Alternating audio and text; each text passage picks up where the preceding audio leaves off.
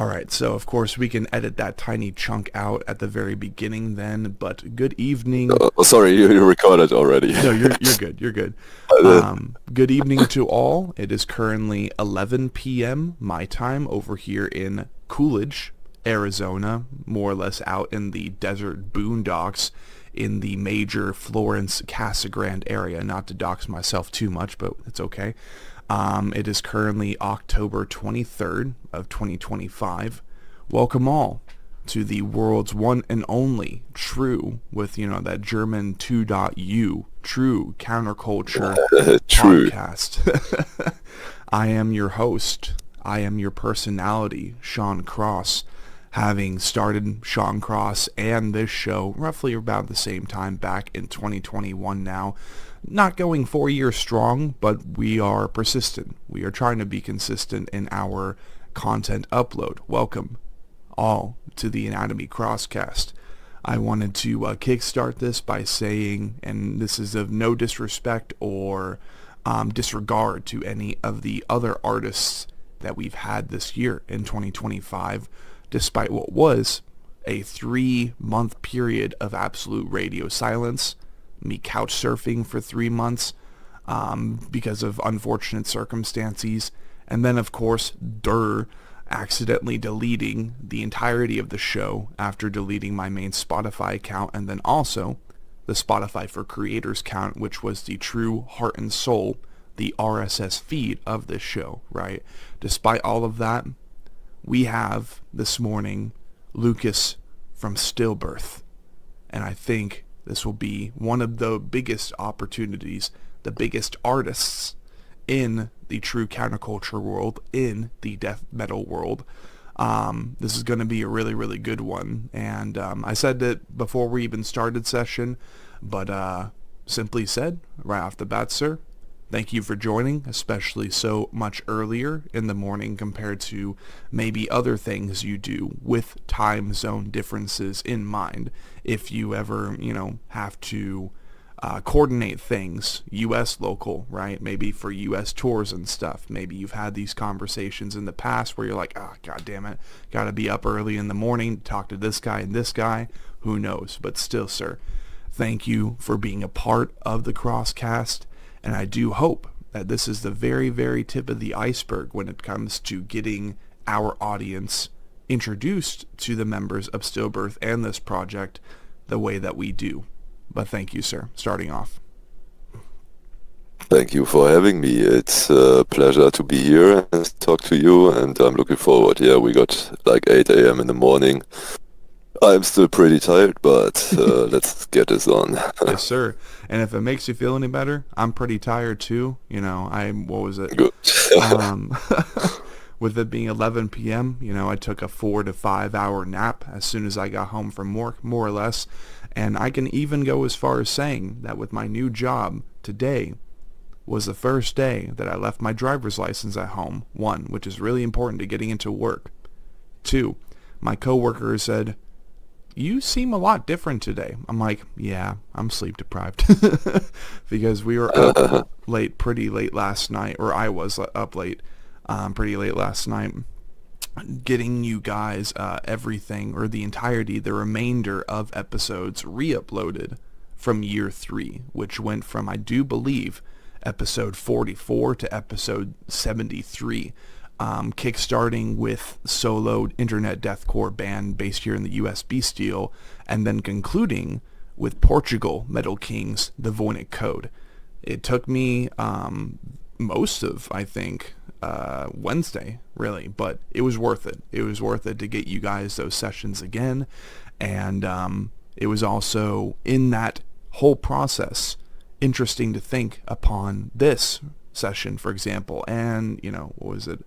After Biofreak Records, we had Don Campen, we had Endure My World, Truck Stop Dick Pill from Knoxville, Tennessee, Intestinectomy, I think what will be Anguish Enslaved following that, a pedemectomy, and then this session, well, this is all in year 5. That's what I'm trying to get to.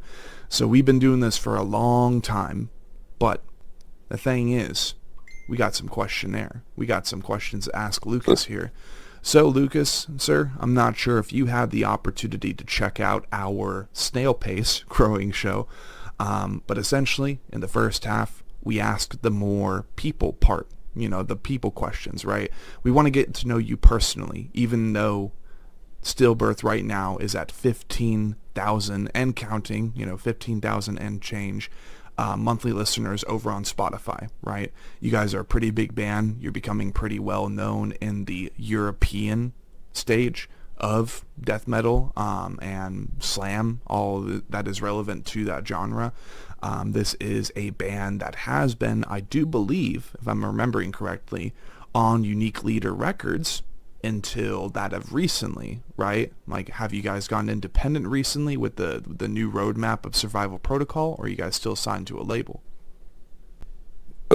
We were signed to the Unique Leader Records for like 3 albums, and then we switched to Distortion Music group for the Homo Deus release, and now we are at Raining Phoenix Music for hopefully this release and the next releases we will see, but we always got this DIY character in the band and want to try to do the most of the stuff ourselves, like in the last years, and Raining Phoenix did us a good offer, and that's why we switched to Raining Phoenix.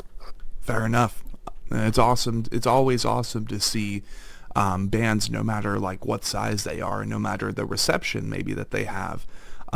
When a band is able to do DIY, it's awesome to see them do it and do it well. You have bands in the United States stage, right, like Shadow of Intent, who have been DIY and independent, no label necessary since the beginning, and they only seem to be getting bigger with their most recent release, that being Imperium Delirium, which a lot of people would argue via critiques and album reviews now throughout the year since its release, it's their best album to date. It seems to combine the technical ruthlessness, the heaviness, the relentlessness of all of their best work before, and then, well, it brings all of the more orchestral elements that they really wanted to unleash through their first couple albums and Melancholy, and it just all combines it into one. But that's just speaking for a US band, right?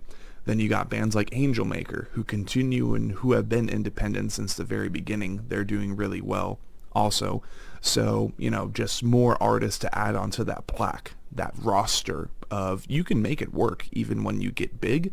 It's just, maybe it becomes more complicated, and perhaps that's a conversation we can have today.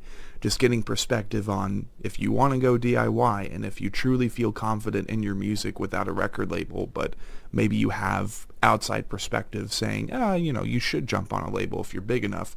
Maybe that's a conversation that we can have today, and I look forward to any and all that we have. So, Lucas, getting started, right? A lot of people know Stillbirth. Again, you guys got 15,000 monthly listeners and change. So people know who Stillbirth is, but just in case they don't, I guess, because there are millions of bands. Go ahead and introduce us to your position in the band, and if anything, maybe tell us the year that you ended up jumping into the project if you're not one of the founding members, because I know that I do not know about that. And that's why we're here. Like you said, I'm Lukas from Stillbirth. I'm doing the vocals right now. I started as a guitarist and backing vocalist back in the days. I also started the band in 1999, so I'm the only founding member of Stillbirth right now. And it started all in the basement in some wooden area, some landmark area, not in the city or something. And we didn't have YouTube or anything. And back in the days, it was pretty hard to get your hands on CDs or like music from brutal death metal bands or death metal bands, and we went to shows, bought a lot of CDs, listened to the music and loved it and wanted to do an own band. And so this project started. In the first half year, we didn't call it ourselves Stillbirth. It was Reek of Putrefaction, like the old Carcass vibes, but then we switched to Stillbirth, and since then, like late 1999, we are Stillbirth. That's awesome. Yeah, and since then we played more than 1,000 shows, I think, around the world, and it was a nice journey until now. No, that's incredible to think that for, like, not the first time ever on the show, right? But I guess specifically in regards to a band that I have listened to over the years, I have recognized over the years, and I've seen these guys climb the ranks. It is wild to think that this band has been around since the year of my birth. Now, what... I'm old. Older. That's one of my main philosophies. Just wanted to throw that in there. Like, you're never old, because none of us these days in this generation, no matter what country you're from, human beings in general, we don't exactly age like trees or tortoises. We don't develop, different foliage and greenery in the crevices of our skin, so older, not old. And I don't know, it's a means to try to encourage even older individuals, maybe a generation or two above me, older than me, continue doing what you're doing, because obviously then you have bands like Stillbirth who, yeah, they've been around for a while, but they haven't been around for a century yet. Maybe we can get it up to a century. Let's see. It's only 24 years left, so... There you go. Century is 100, right? Right. So, shit, it's more. No, it's crazy. It's crazy, though, to, really recollect upon that and think about a band that's been around since I've been born. So if we can then attempt to pinpoint what season, or maybe even what month, did Stillbirth start around? Let's see how close this is to my birth. It was on 19th April where we sat together and did all the plans, and yeah, officially it was 20th April, something like this. Okay, right. So then 4/20 of April 1999. Yeah. That's crazy, man. That is crazy. And definitely not any closer to my birth. And in fact, because I don't mind, November 3rd, 1999, we got October. Oh, so you had birthday now. Yeah. Well, it's getting close. We're definitely getting close. Happy birthday. Oh, no, it's in 5 days. Mm-hmm. Or 7 days, something like this. Yeah. we got a chunk of time before that happens, for sure. And ironically, this year, my birthday's on a Monday. I'm like, really? But hopefully I got the days scheduled off, and we can get plenty of Crosscast content out and about into public domain on Halloween. I think it was pretty cool this year. That Halloween ended up being on a Friday, because we got so much fucking music releasing, including that of Survival Protocol. But let's see, if I'm trying to roughly get the months together, we got October, September, August, July, June, May, April. So 7. You guys are still or recaputrefaction originally is therefore well over half a year older than me. But that's about it. So yeah. I'm as old and from that same time. And the fun thing is our new guitarist, new is from 2022. He joined in 2022, and he's also born in 1999. So the band is as old as him. That's crazy. But it's good to have him. That is nuts. That is nuts. Well, that's awesome. That's a great start as far as, comparing age. And I mean, really, the other thing in my life, in my world, right, that would be relevant to that of the year of 1999 would actually be a show called One Piece. I'm not sure if you've watched that. It's a pretty big global phenomenon at this point, but that kick-started October 23rd of 1999. So literally it's a couple weeks older than me. But honestly, because I'm sure Stillbirth it definitely resonates that more entertaining, experimental, fun, colorful, vibrant vibe, despite it being so heavy, right? Maybe anyone in the camp knows about this show. It's a global phenomenon. It's like second place to Star Wars in my opinion these days. But honestly, some of the best storytelling, some of the best like narrative depth that I've seen in a long time. And well, that's why despite being religiously raised on Star Wars, once I found One Piece, of course, it was daunting, right? It was daunting to like contribute and build up and get into something already that massive back in 2021. But I'll tell you what, those were the best 5 months of watching 5 to 10 episodes a day whilst working from home. Like, it was so worth it. It was so worth it. And now, you know, I might not be the biggest fan of football, which is a big American thing here. Same. NFL and all that. NFL Sunday, right? One Piece is kind of like my NFL. Every Sunday it's like, okay, let's get the Japanese snacks and dinner and foods, all the seafood together, and let's like watch this show. Let's piece it together, and I'm trying to establish that as a tradition going into the near future. So, you know, maybe in reference to bigger things and bigger projects, stuff that you've invested a lot of time into. Have the years kind of flown by when it comes to everything Stillbirth, would you say? The years are flying every year faster. So in the beginning, it was like, I don't know. I can't explain it because now the time is just running faster. I mean, it's already Friday, and last weekend on Sunday, I told my wife, "Oh fuck, it's Sunday again. We have to work on Monday, blah blah blah." And now it's Friday again, you know. So I closed my eyes one time, and it's 5 days gone. So yeah, the time is running, and the release of the album is already next week, and I'm so much in stress preparing all the stuff and doing interviews and everything. So I'm happy when the album is out, and then maybe I get a little bit free time. Right. You can like rest a little bit knowing that you've done everything possible after then creating the album, doing press, doing interviews like this one. Like I can only imagine that's another thing too when it comes to being in a bigger project like Stillbirth, right?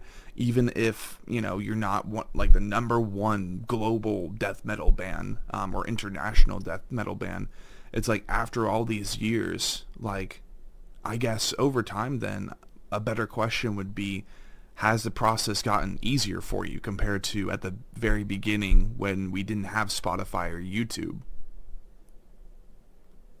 Yeah, now it's much easier because I'm the songwriter for Stillbirth since the beginning, and I'm writing all the albums, and after the years you get a flow, you know what you have to do when you start writing, the writing process, and now it's much easier than in the beginning. Yeah, and I also got programs like Guitar Pro where you can tap in all your ideas. So when you got an idea on the fly, you can just tap it into Guitar Pro, and you got it reserved for the future. And when you start writing and you got already some nice riffs written in the past, then you can use this stuff to build up on it. Fair enough.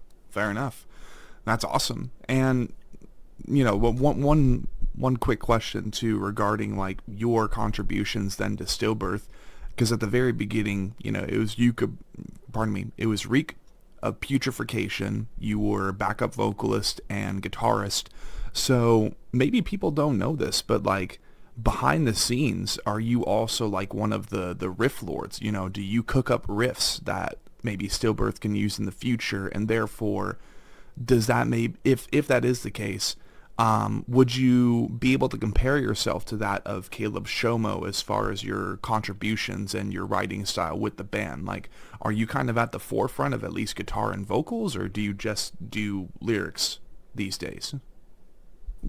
No, I write all the songs for Stillbirth, so it's the instrumentals, the lyrics.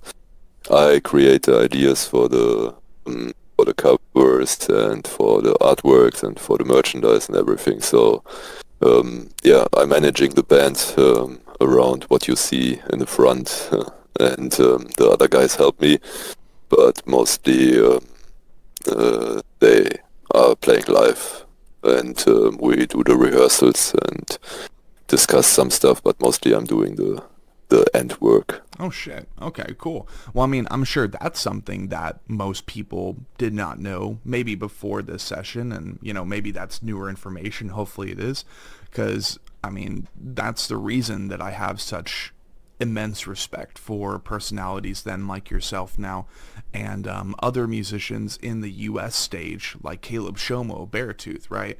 He writes everything for Beartooth, and then he hires live musicians. There's just so much more that goes into something like that, and it really does attest to some of the sessions that we kickstarted this show with, quarter way through, halfway through, solo musicians who then end up acquiring other musicians later on. You really start to notice a validity and substance, I think, and maybe even a sense of consistency with how the music ends up being in their discography when they are the person who kickstarts those ideas. They do the riffs, they program the drums, and then they work with other musicians, or, for example, maybe yourself over time, you maybe even have a full garage worth of stuff and a full freaking live kit of drums. And then you have your guitars, and then you do your lyrics, vocals, you pitch the ideas maybe for the albums and stuff. Like, really, Stillbirth then is your mind child, and that's fascinating to know about, and therefore I think it will be really, really juicy commentary, and there will be a lot of commentary to be had regarding Underskin of Survival Protocol as we get farther into session. So in that case, but I don't have hired musicians. The guys are a fixed part of the band, right. And are working on the band like me. Just I'm doing most of the work. Right. That's the only thing. Yeah, fair enough. Right, fair enough. So you kickstart the ideas, but the other members of the band definitely do, chime in. They write with you as well. Yeah. So you're just the beginning of the ideas, but that's still really, really important, and I'm sure that's what has then made and it's incorporated consistency in writing style, or maybe even the sound of Stillbirth since the beginning. So do forgive me. I didn't mean to word it like that. So then, I mean, really, those are some questions for Stillbirth, right? We want to get to know you, Mr. Lukas, more personally. So one thing I do with all of my guests in the first half of the show is I will just have them go back in time, maybe even like experience some nostalgia in the process. Take 10 to 20 minutes and just kind of take us back to the very beginning of you getting into music in the first place. Maybe even your in there, right, in that roadmap along the way, your first guitar, your first instrument, maybe even some hobbies you were doing on the side back in 99 or even beforehand, before you would end up kickstarting Reek of Putrefaction, maybe even some other band projects that predated, and then we'll go from there, sir. Okay, that's a long story. It started when I was like 10 years or something. My cousin from Poland, I'm originally from Poland, moved to Germany with 5 years, and my cousin listened to metal.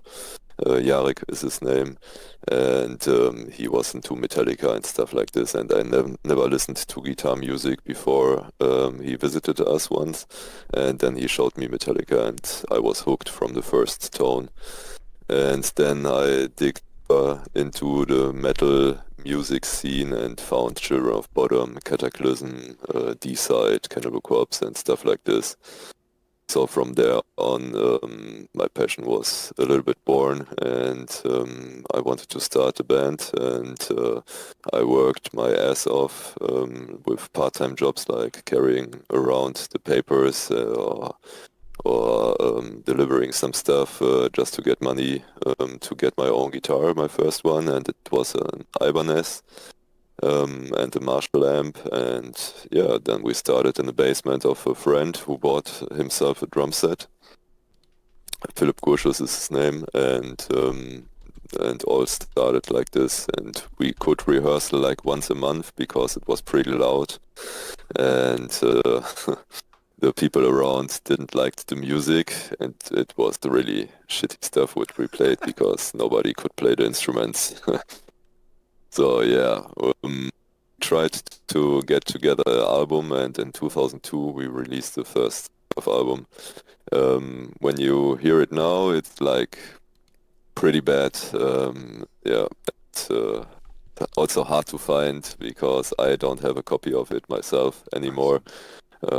We only did like 50 CDs or something, and whoever got one reached out to me and sent me the MP3 files because I want to have them.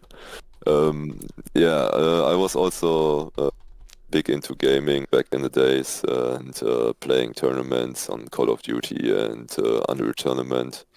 And then on some point in 2003 the band split up and I was going more into the gaming scene. But in 2005 I met my old friend Dominik König, and we started the band again. So after the 2 years break, we've started with new members and started writing new music, and from then on it was like consistent until now. And we had, I don't know, maybe 15 member changes already in that time. And people are coming, people are going. Yeah, and I always think that we were too early with our music because it was a too wild mix of hardcore, death metal, grindcore, and also some jazz experimental stuff. And the people were back in the days were mostly just pretty true, only listening to the real stuff, no fun bands and stuff like this. So we had a rough time until like 2000. Maybe 15, 16, something like this. And then the whole thing started to rolling right. So yeah, it was a long journey with a lot of shows, a lot of shitty shows, but also a lot of good shows. Sometimes we drove like 10 hours just to play in front of 3 people or 4 people. And yeah, but that's the way how it was back in the days. Today, maybe I would start an ad campaign on Instagram first before I do a tour when I'm a new band. But the times change, so you have to adopt. Yeah, fair enough. And like you said, back in the day, it was a little bit more difficult to get live shows established. It just was, back then. But the thing is, I've heard the argument being made before that back then there was a little bit more authenticity to it. Maybe there was a little less clickbait with the integration of internet or even the tool, the machine of cancel culture these days. There's a lot more obstacles that maybe most musicians from back in the 90s, early 2000s didn't think would be such blatant obstacles and walls when it comes to continuing to establish a band or continuing to grow a band. So, how many of these points then do you think you would agree with as far as like maybe these new mechanics that maybe on one hand make things a little bit more streamlined, easier to do, but like, I guess to you personally, what are some of the biggest obstacles in being a band these days compared to back in the 2000s or 90s?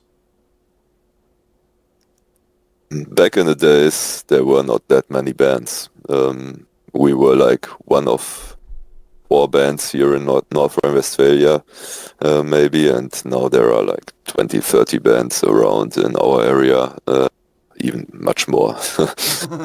But when you want to start a new band right now, then you got not only the competition of all the other bands which are already established or which are starting, but also the competition from the fucking AI.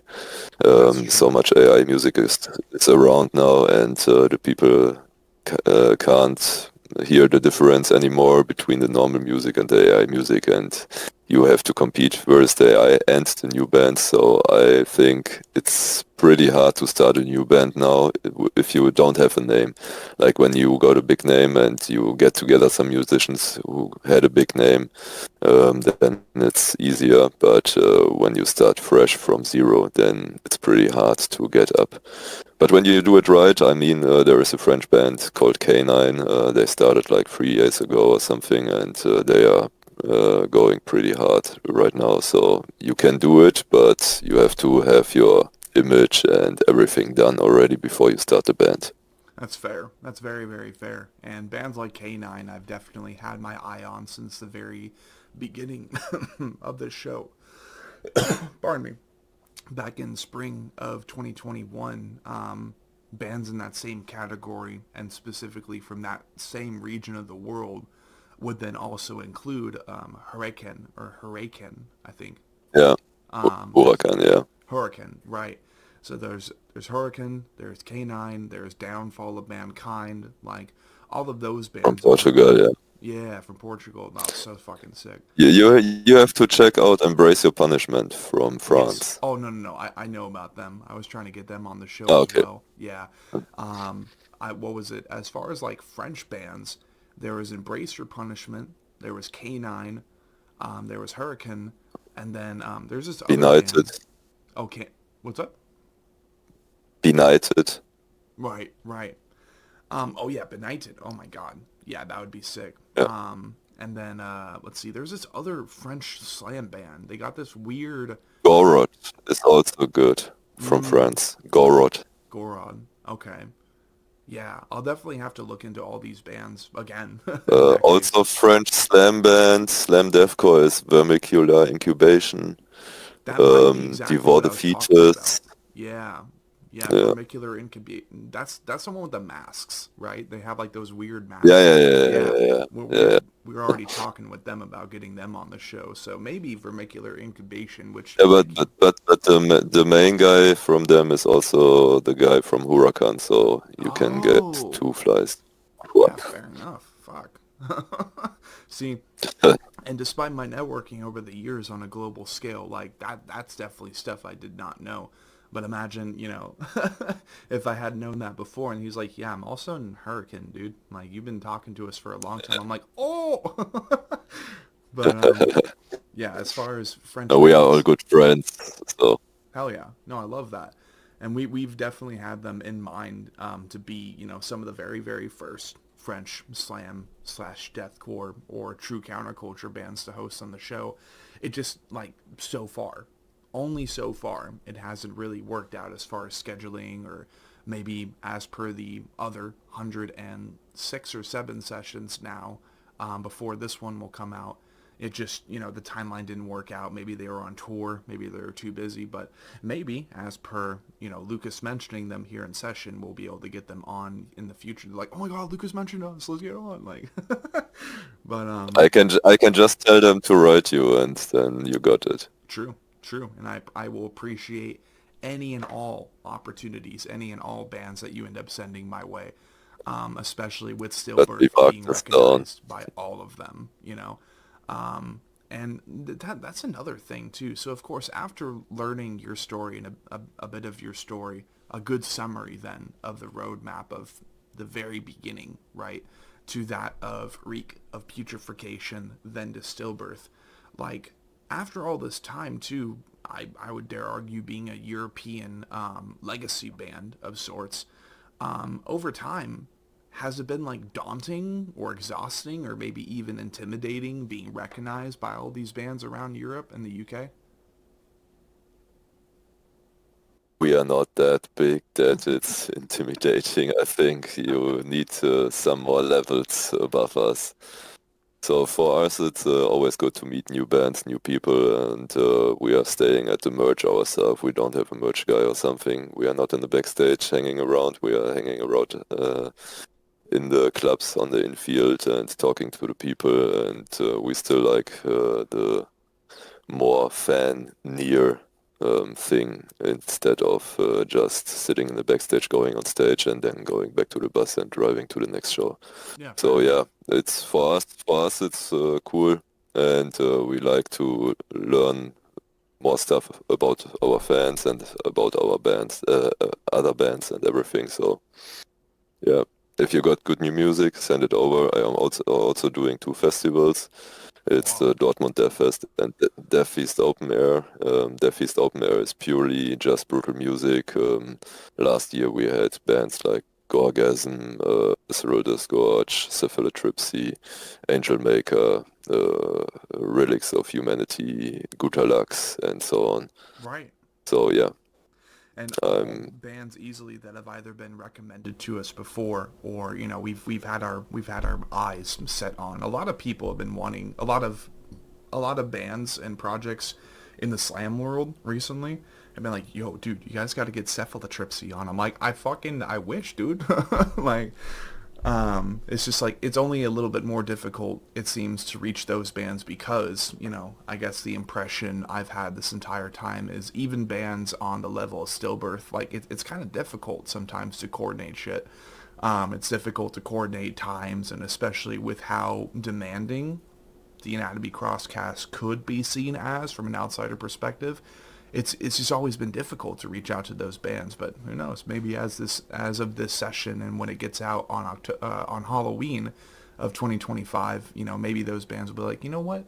Let's get on. Like, Let's try it. let's try it. Exactly. So then, to answer my question, right, you said, we're not really that big yet. Like, we're recognized, and that's cool, but we still hang out at the merch tables and stuff, and it's a really comforting answer to hear, only because you have acts on the world stage of metal and deathcore like Lorna Shore, Shadow of Intent. I would say even Disembodied Tyrant is kind of on that level of being just like not too big to do certain things, but they're getting big on an overwhelming level. They went from a band that we've happened to also host on our show at the very beginning in year one, which was an awesome opportunity. And I thank Blake Mullins for taking the time that he did, and Donovan Parchment, of course, in jumping on the show before Disembodied Tyrant would become a band. But, like, I just try to be understanding and empathetic in that regard, that sometimes a band gets like way too big, way too fast, and they're like, fuck, like we don't know what to do with all this reception. Another band that we've had on, which would be Worm Shepherd, that would be another example. Back in 2022, when they released their album Ritual Hymns, like they were top 10 on, I think, Metal Injection albums of the year in the metal world. And I do believe, not that he confirmed or denied it, right, but my little brother, Devin Duarte, otherwise known as Omen in the time at that band, up until that of the album Hunger, when he would then depart afterwards. I know that that's something that definitely happened to him, because he's at least a couple years younger than me, so he's like 23, 24 now, and he's just been quiet ever since that whole year, 22, 23, 24. After that, he was just like, man, this is too much, and he had to jump out of Worm Shepherd, amongst other reasons, of course. But I just always try to keep that in mind, is that sometimes, you're in a really, really successful band, and it skyrockets, and then you're like, fuck, like, I don't know what to do with all this information. We're going on tours all the time. I don't know how to process that. And then sometimes, people end up just separating themselves from the band. Would you say, like, of course, not getting too personal or digging into the background of former members and stuff, but how often would you say that ended up occurring with former members of Stillbirth? Like, just overwhelming, maybe reception for the band, and then they're like, I can't do this anymore. I got like a personal life and stuff, and they decided to leave. It was minimum on each album release, because after each album release you got some more shows, you got more tourings, and then one member said, no, I can't do this anymore. And yeah, it's a hard thing. I mean, you don't have any free time when you're working like normally, and this is just a part-time job in the band. Then you have to spend all your holidays, all your free time just on the band. Sometimes take unpaid vacation from the work just to get it done. And we don't earn really money on touring or on the shows. It's going all into the band bank, and we pay like flights or something like this from this for shows which are worth to fly. And yeah, so it's like unpaid job, Right. which you have to put all your free time into it. So not a lot of people can do it. And even if you get like $100 a show or something a day, then it's still not a high-paid job, you know. It's pretty tough, and not a lot of people can handle the stress, like playing a show, going to a hotel or sleeping in a bus. Then in the next morning you have to drive again 6, 7 hours or 5 hours to get to the next show, build everything up, play the show, get to the hotel, and get to the next location, and so on. Yeah. And in 2018 we did a tour in Asia, which was flying every day. So we were 3 weeks in Asia, and we flew every day from show to show. That was even harder. It was like playing the show, getting into the hotel at 2 a.m., waking up at 4 a.m., getting to the airport, flight at 7 a.m., Oh my and God. then you got a different time zone every day, Oh and man. that was really nasty. So yeah, Well, and not everybody can survive stuff like this, and mostly after one tour, you know if the members can stay in the band or not. right. Yeah, fair enough. Fair enough. And that's like I think the only that's one of the many things we love to give perspective about, and that's one of the many reasons I would say I started this show is to not only get perspective for myself from multiple beginning bands or well-established bands. It's just important to understand like the cost of wanting to be in a band, because I have like three musical projects that I want to do, only one song out for one of them, and I have really yet to experience going into a studio, maybe whether DIY, doing it with friends, or maybe paying an artist to help you write stuff, because personally I haven't had much time to write instrumentals or the money to acquire what I think to be all necessary instruments to then write EP, album, singles by myself. Lyrical work, I got that covered. Vocal work, I got that covered. Graphic arts, I'm getting better at that as the years go by, because I've felt I've had to do that for homework, for all of my YouTube channels, let alone the Anatomy Crosscast, and just getting more familiar with graphic arts. Marketing as well. Basically, me personally, I have marketing, graphic arts, lyricism, road mapping, like really good road mapping, especially after doing the show.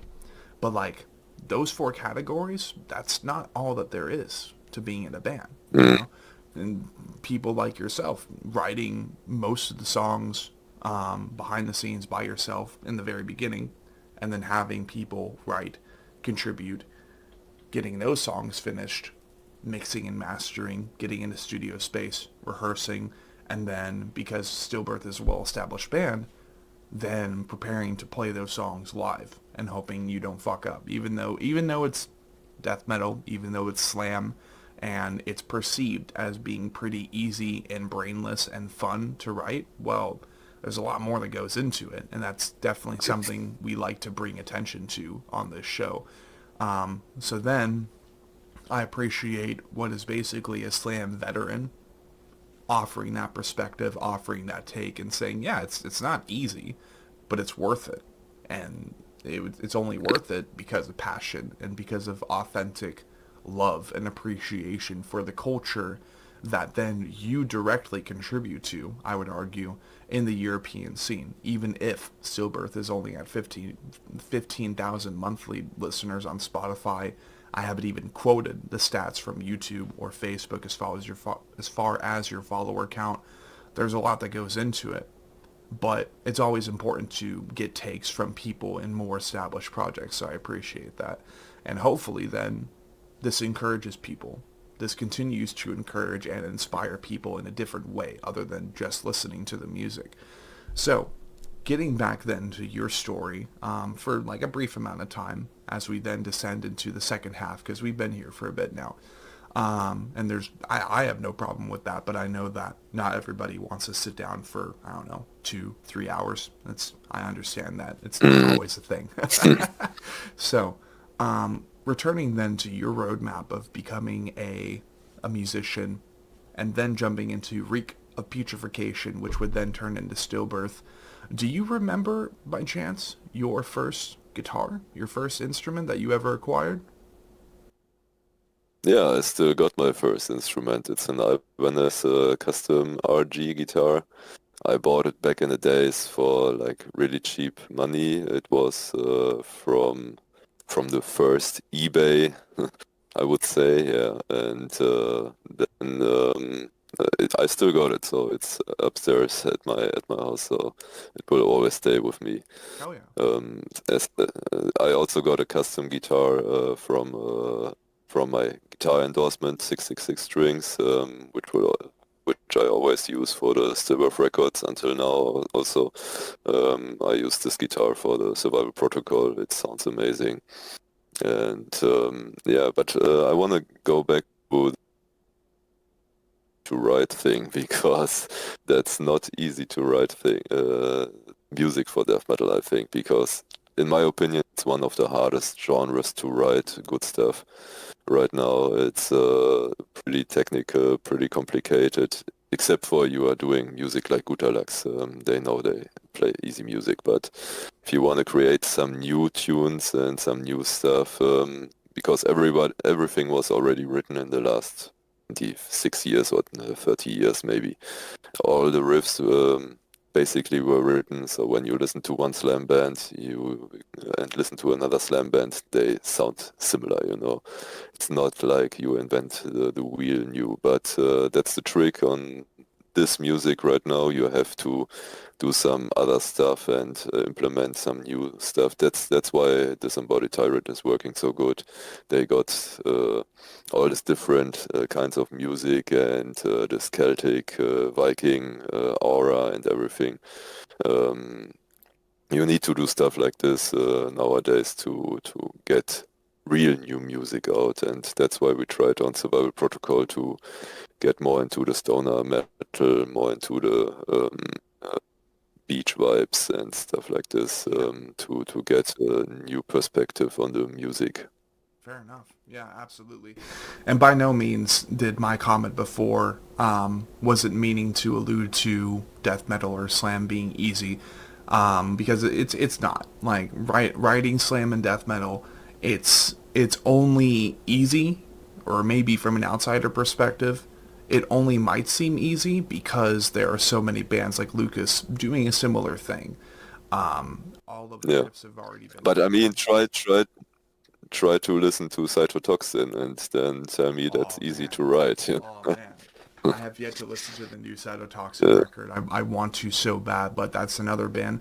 That's the thing too about like being a YouTuber in the niche that I am, is that, you know, once upon a time it was easier because I was doing everything from home, and I was working from home.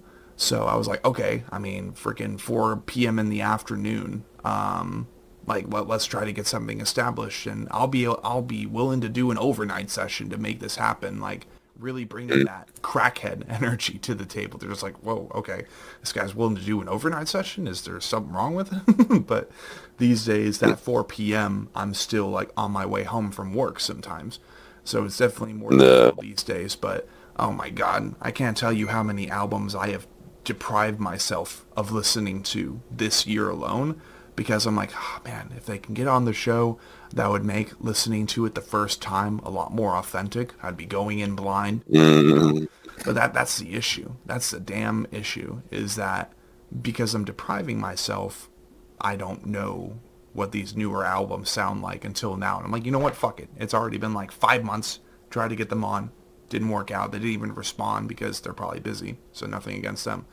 And I'm like, I got all these albums to listen to and no time to listen to them. Fuck. Like, it sucks. It really does. Yeah, a lot of new music.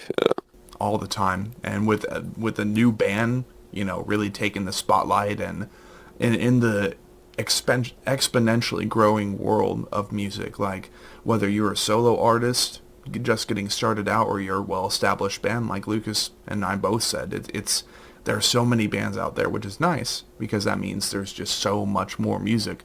But I can only imagine that these days, or maybe even in the next decade, people just getting into MySpace deathcore, slam, tech deathcore, they're probably gonna be overwhelmed by the category.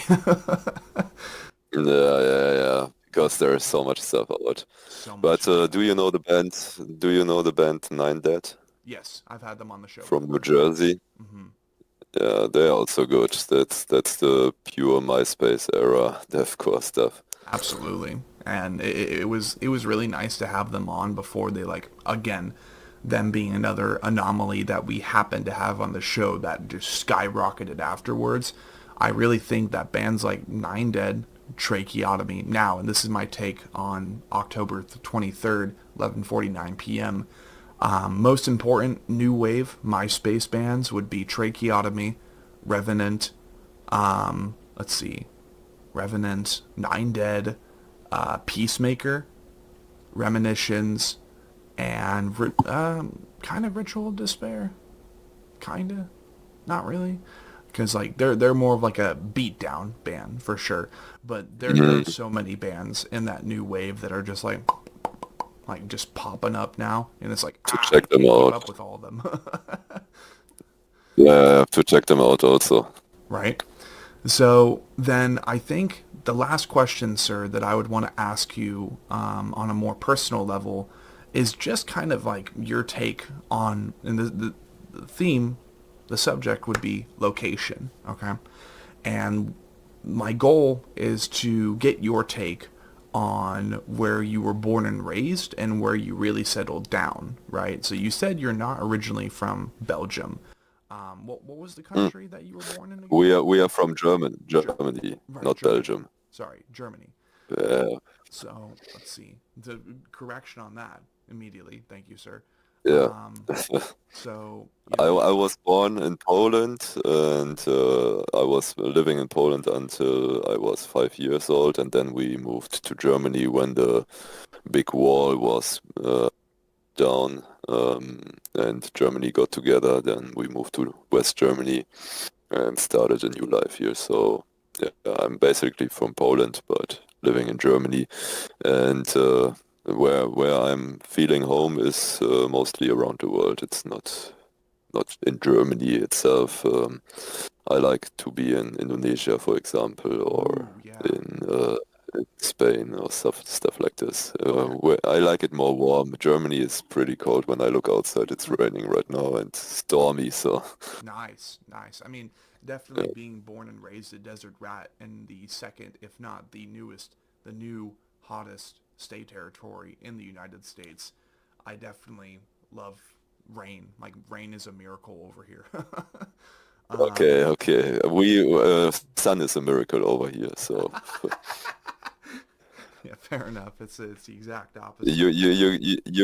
you get more vitamin D than me, I think. Oh, I'm still pale as shit, man. I'll tell you what.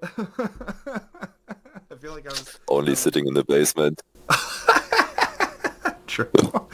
Well, thank goodness we don't have a basement, and we like in all of my life I've never had a basement to be in. So, um, yeah, I mean I think I'm just pale from retreating from the sun all the time, really. But that's actually a really good answer. Then that's a really good first take regarding the location question, right? Because usually my intention will be to really get you to think about like where you were born, the country that you more or less settled into, pros and cons about that. But you're like, nah, no, dude, like we just happen to be located here in Germany. Like Yeah. I would rather be other places around the world. So, and there's nothing wrong with that. There's nothing wrong with that. So in that case, being I, that, I, I I don't have this American patriotic or something, I'm not staying up for my country or stuff like this. I'm home in the world. I can live everywhere. I don't care what the country is.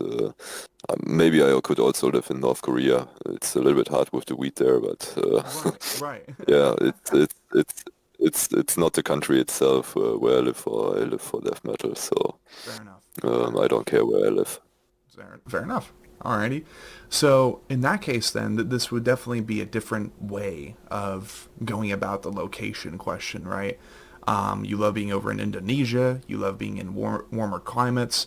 So in that case, maybe in the experience of you and Stillbirth touring around, most of the Eastern Hemisphere, really, what would you say are some of your favorite things about certain countries, and maybe, not to throw shade on any countries because we're not about gossip here, but like give us kind of a balanced perspective on some of your favorite countries that you and Stillbirth have toured. Yeah, so I think my favorite area is the Asian area because the people are really friendly, the food is good there, and the hospitality is really good. The shows are really cool, and I think in Asia you got the most fan interaction because they are really passionate and loyal fans. In Europe, it's the same, but the fans are telling you what they think. So when they don't like you, they are coming to you and tell you in your face, "Ah, this is shit what you are doing." In the yeah, that's Europe.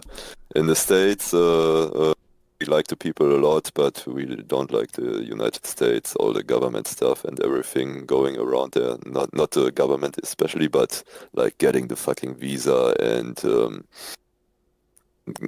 at the shows you don't get food, you don't get any accommodation, you have to care for yourself, just go there and play your show and get the fuck out.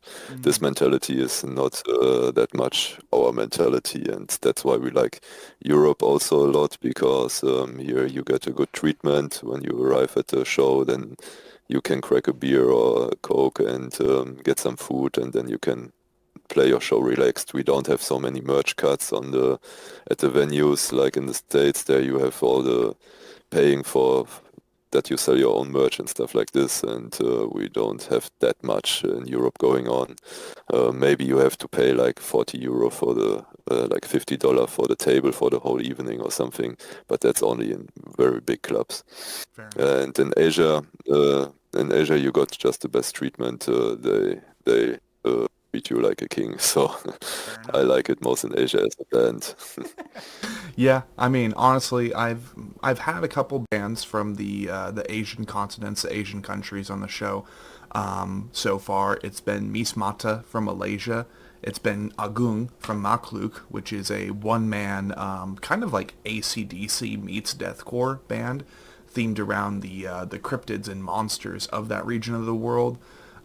We've also had Eden Adversary from Central Java. That was an awesome opportunity, just because with their latest album, I think, damn it, I forgot the name of their album. Of course I did. Of course I did. But ultimately, their most recent album ended up being a benchmark for most of that region of the world, just because they had so many other Malaysian or Indonesian bands and their respective vocalists featuring on their record vocally. And that was really cool to be a part of that experience, because whether or not we've heard anything from any of the featured bands since in trying to get them on the show or not, well, that was a big album for that part of the world. And I've definitely, through the three bands alone, the three artists that I've hosted, the Asian continents, Southeast Asia, right? They do indeed appreciate metal, slam, death metal a lot more, despite what has been Yeah, a worldwide takeover religiously of Christianity. And over there, it's still like rebellion to be a metalhead. It's rebellion to have like pagan or cultic imagery in your music. And I would go as far as saying that with bands like Eden Adversary, all of them are masked to preserve anonymity. Like, they have to be anonymous, that way they can still have jobs. They're still at that stage in their counterculture where it's like, if people know that they're in a band called Eden Adversary where they're wearing rubber Oni masks, they could lose their job. Like, they're still at that point, and that's really fascinating to me, that at least compared to the United States, where, yeah, you can be counterculture, but once you become a band, like you said, merch cuts. Like, that's probably the worst thing about getting started yeah, as a band here in the U.S. is that that's still an epidemic.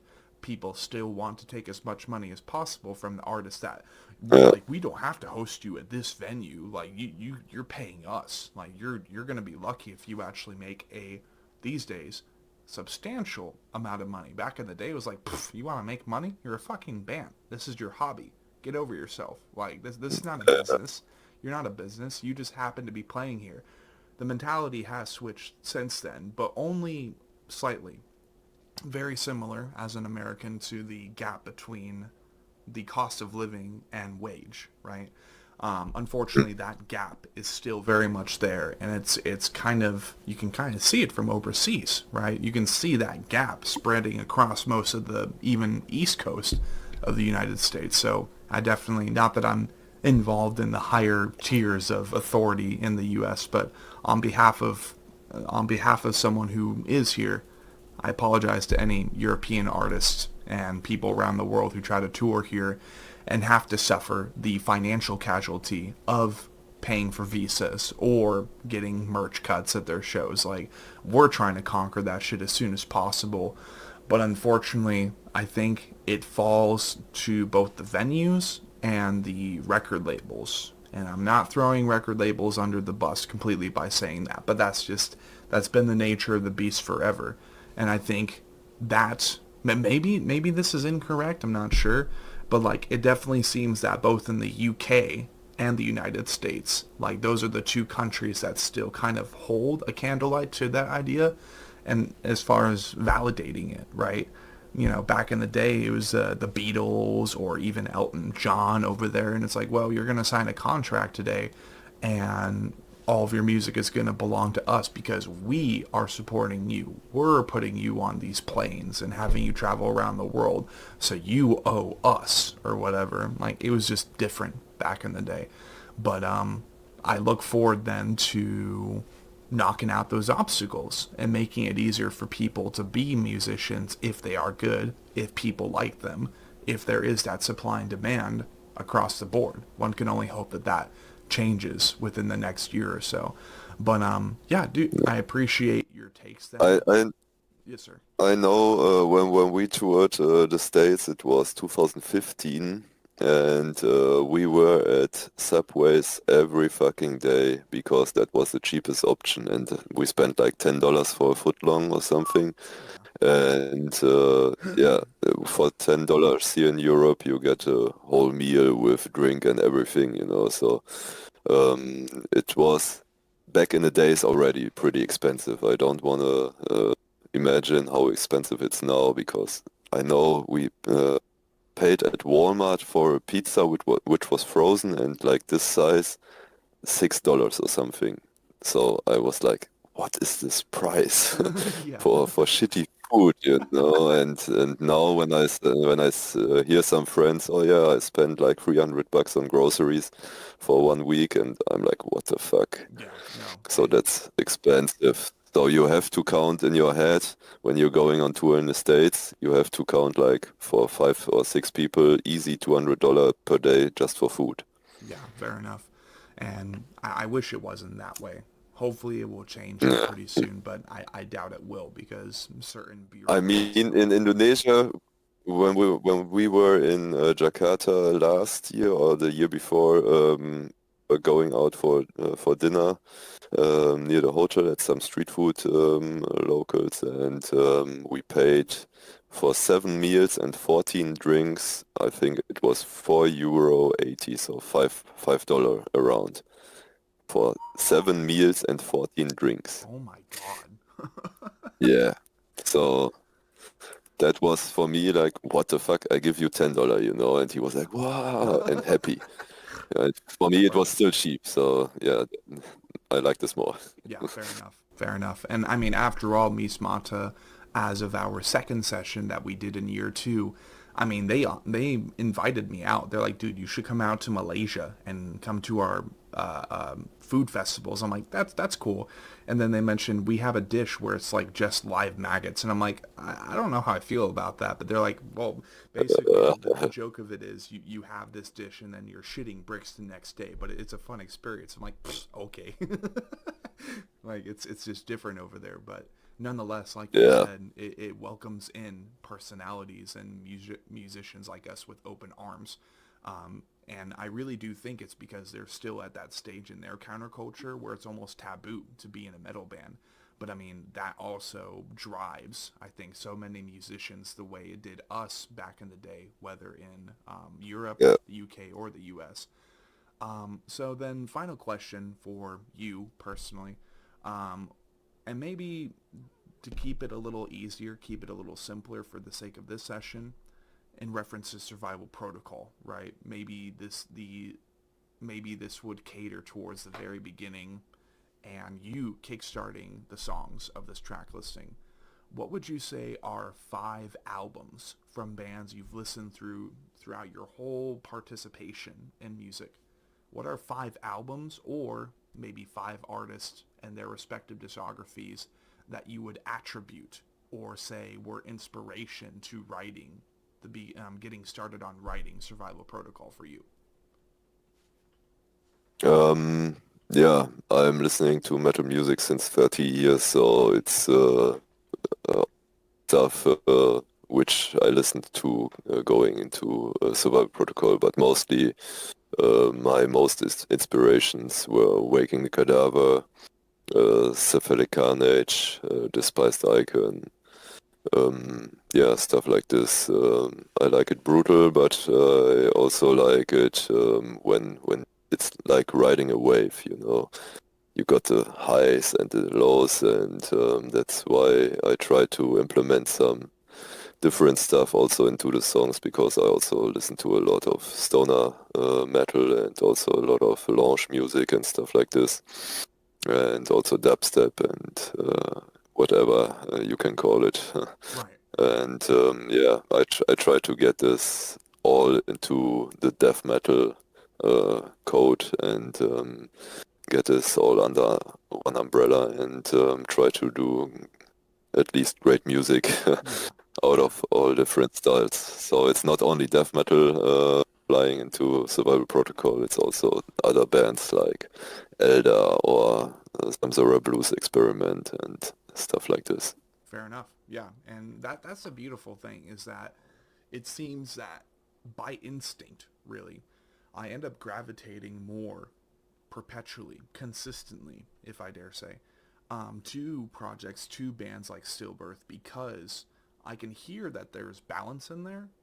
I can hear that there is very, very well done articulation. So, Mr. Lukas, I definitely gravitated towards Stillbirth and the first couple singles from Survival Protocol because you were so well articulated with your lyricism and your vocal prowess on the first couple songs. It just ended up being fun.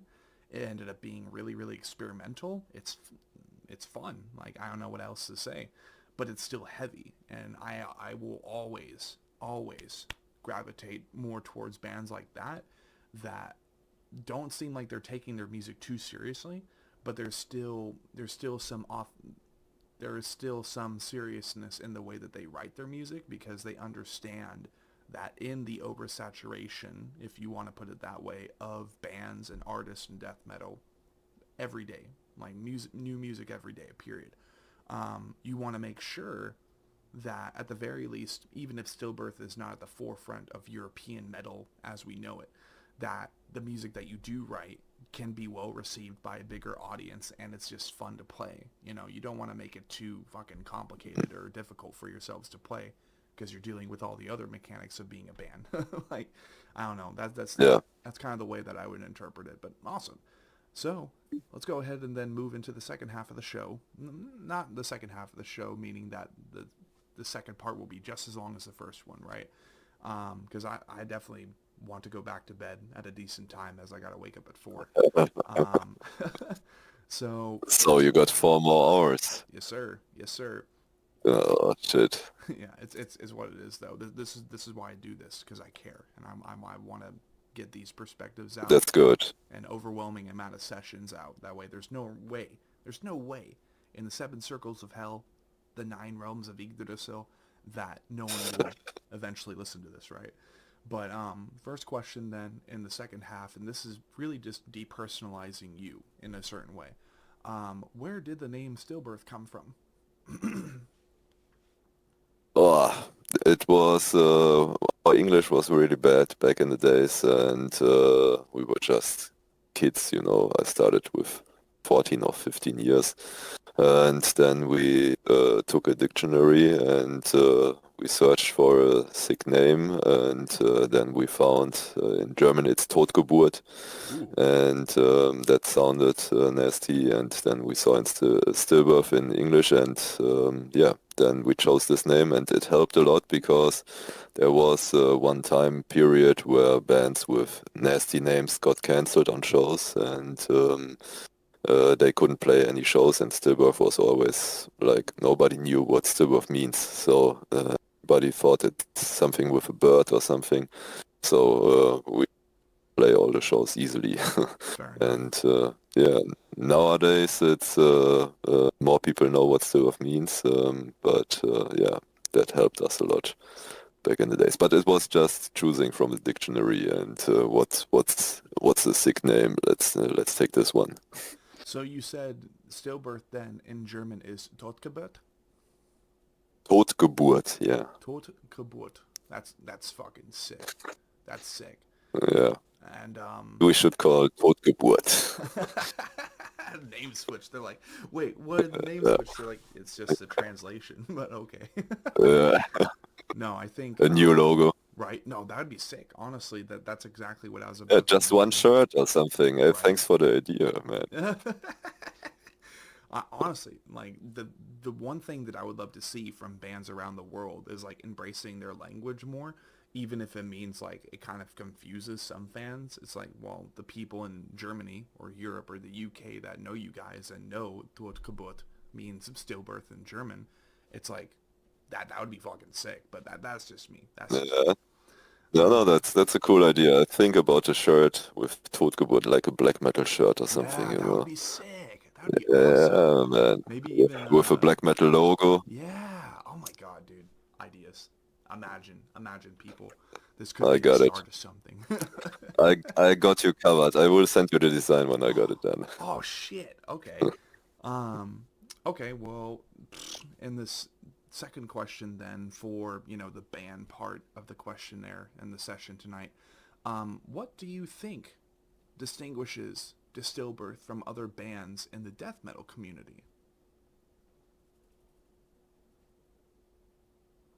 Can you ask this question a little bit different? What do you mean with distinguish?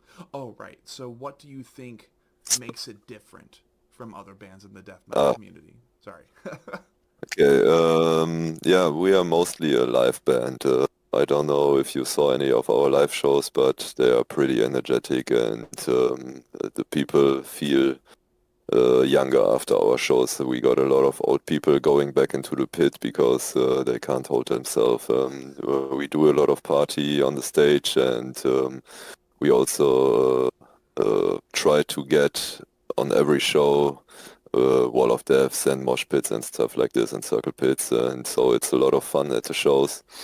And maybe that's the difference to other bands, because we don't play with clicks or backing tracks or stuff like Oh this. We shit. just play raw music, and we try to do it as tight as possible, but also bang our heads as hard as possible, and move around like crazy. Yeah, So absolutely. maybe that's the difference. Yeah. No, I like that. I like that answer. And, that answer has me thinking, of course, it's another reason I ended up reaching out to you guys is there's another band we've hosted on the show before, and they're, I think, pretty prolific in Scotland. I'm not sure if you know the name I'm about to quote. Have you ever heard of Party Cannon? Yeah, sure. Yeah. They are also friends of us. Fuck yeah.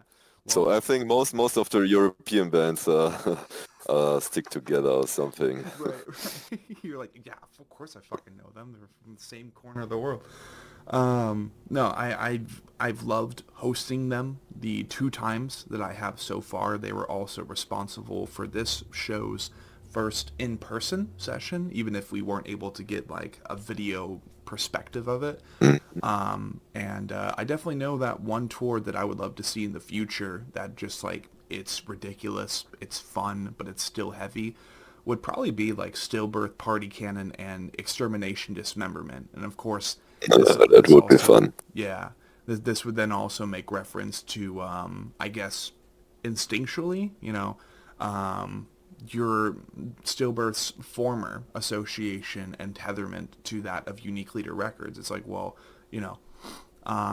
In that regard, it would be three bands, two that are still with Unique Leader Records, and then one that used to be with them, but still, like, I'm sure they're all friends. So I know I would love to see that tour happen.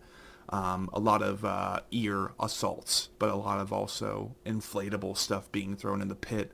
A lot of Yeah, people yeah. probably in costume, just moshing and shit. I think that would be really, really fun. Uh, So that's for editing purposes.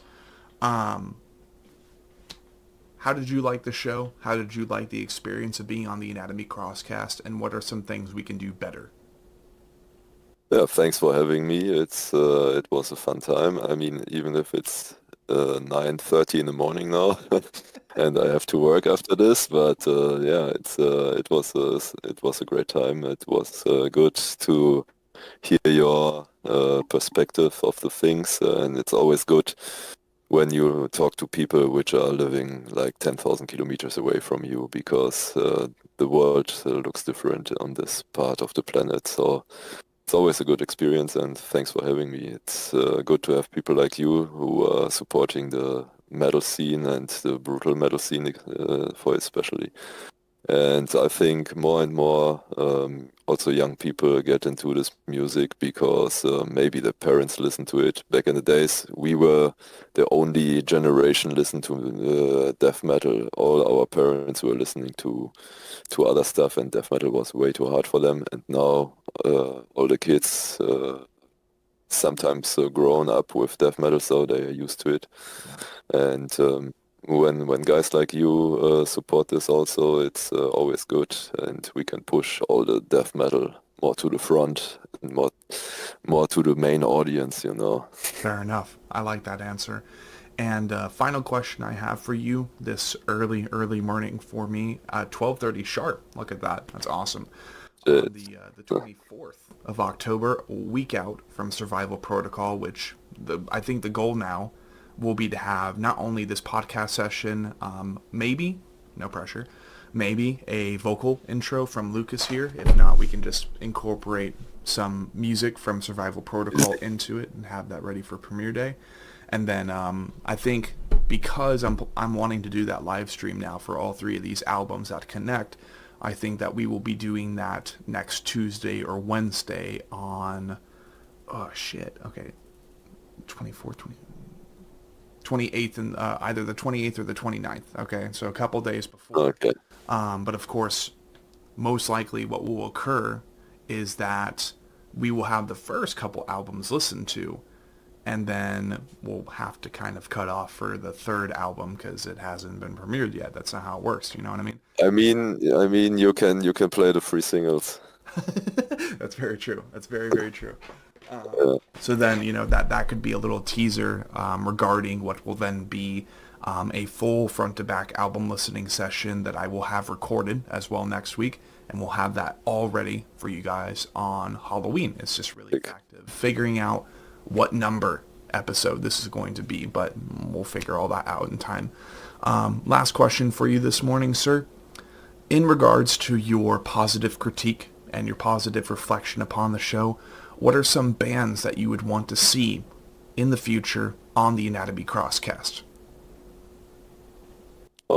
there are a lot of bands. I think which bands need more recognition are Embrace Your Punishment, K9, Hurricane, like you said, Cumbeast from Finland, Guttural Slug from Denmark. Um, Maybe you need Pighead from Germany, Unhallowed Deliverance from Germany. They are also pretty good. And yeah, Primarial from Spain would be sick. And Dehumanizing Intertrain Warship from China. But there you have to speak with the bassist because the rest is not speaking good English. Then you would need Visceral from Indonesia, Dead Squad from Indonesia, maybe Burger Kill from Indonesia, and Disentomb from Australia, Oh, Organectomy from New Zealand. fucking I would love Uh, to get them on. so yeah, there are some bands which I would like to see. Hell yeah. And if you could do me the favor, sir, and for maybe the bands that might not be so prolific, whether on Instagram and email, wherever you prefer, if you could send me the links for these other bands like Burger Kill, the ones from Indonesia, shit. Easy. There are so many. So many. Mistral, Death Squad, yeah, there are a lot. There I are. mean, we are in Indonesia in 1 month. We are flying back to Indonesia for 10 days. We are playing in Solo, Rock and Solo Festival in Jakarta, in Bandung, on Bali, Surabaya, and some more cities. So yeah, we are looking forward to meet all the bands and people over there. So it will be a great time. That's awesome. And really, I think a dream of mine will be to one day be able to go over there to Southeast Asia, because we have had nothing but love, passion, authenticity, and support on like a different level. It's just, that's how those countries work. And this isn't to disregard the appreciation, reception, or enthusiasm of any other countries, but I mean, I think it's fair to say that Southeast Asia, they're like really, really almost rabidly, and they're passionate on a thorough way, you know? So of course, one day I hope to go there as well. But yeah, that's a lot of bands. Definitely link me most of these, please and thank you, sir. And yeah, is there anything else you wanted to say before we departed?